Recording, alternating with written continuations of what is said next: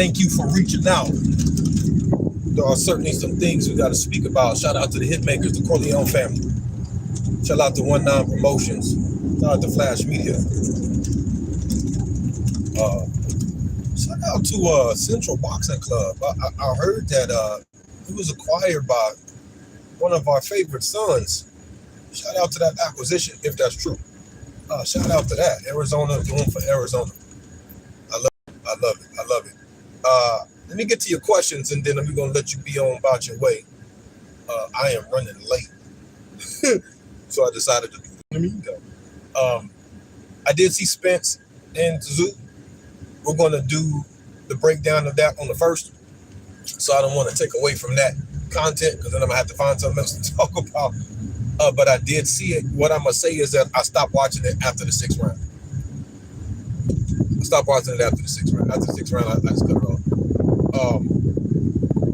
I'll go into detail why on the first, so keep your eye open for that.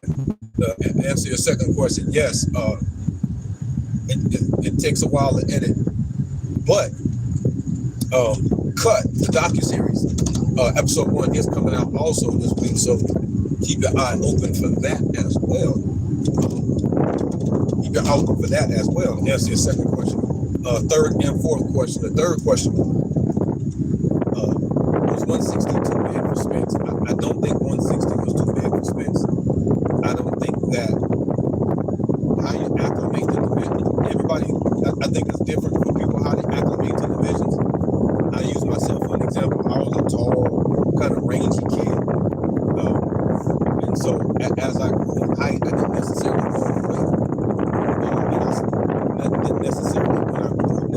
When I grew in weight, I didn't necessarily grow in punch resistance, if that makes sense. So I got hurt a lot when I got hit. On a rare occasion, that it didn't like hurt. But even though I was tall, so gotta keep that in mind when guys travel weight classes. How it happens so much that I don't think we value how difficult it is, especially if somebody's successful. I don't think we value how difficult it is to travel from weight class to weight class.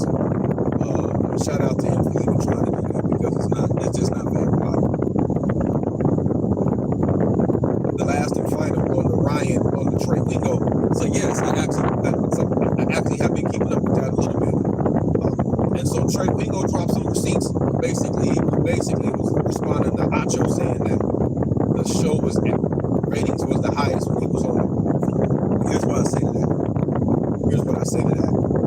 That may be true, but don't confuse evidence with context. These are two completely different ballgames, right?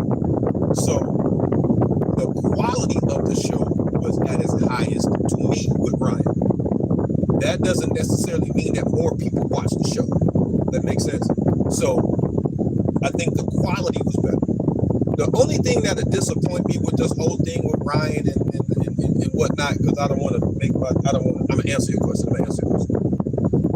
If he stops doing it because he can't do it at ESPN, that's the defeat. If he makes another podcast where he breaks down the NFL the way he broke it down for ESPN, then okay. Then he's controlling his own fate. They never had his fate in their hands. But if he stops doing it, even though he loves to do it so much, he's willing to cry. If he stops doing it because he can't do it for him, then that's some sucker stuff. If you're going to do it, keep doing it, because I watch it. If he does Thursday night game analysis on Wednesday, I watch it. If he does Sunday and Monday's games on Saturday or whenever he decides to do it, I watch it because I'm a fan of his work.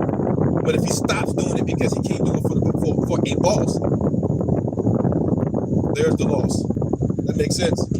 I'm out of here. I got to get to where I'm going. Go ahead.